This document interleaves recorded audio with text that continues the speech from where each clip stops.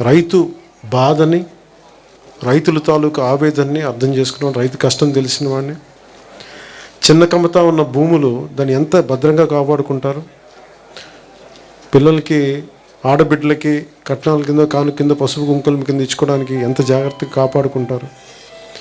ఇందాక పెద్దలు చెప్పినట్టుగా ఒక ఆస్తి ఇవ్వడానికి, ఒక చిన్న అరెకర ఇవ్వడానికి 20 సంవత్సరాలు 40 సంవత్సరాలు ఆలోచించిస్తాం మా బిడ్డలకి. అలాంటిది రాష్ట్ర రాజధాని ఉంటే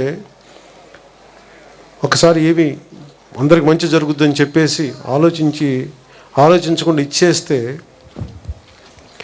ఈ రోజున ఏ ప్రభుత్వాలు మారినా కానీ గత ప్రభుత్వ విధానాలని అందరూ అమలు చేయాలి. గతంలో కూడా నేను పదే చెప్పాను చాలాసార్లు. 2014లోనే ఇక్కడ రాజధాని ఏర్పాటు చేస్తున్నామని చెప్పినప్పుడు ఆ రోజున ప్రతిపక్షంలో ఉన్న వైసీపీ శ్రీ జగన్ రెడ్డి గారు కానీ చెప్పుంటే ఇక్కడ మాకు ఇష్టం లేదు, అందుకే మేము మారుస్తాం, మేము వస్తామని చెప్పుంటే ఖచ్చితంగా మీరు ఎవరు చాలామంది ఇవ్వడానికి ఇష్టపడేవాళ్ళు కాదేమో.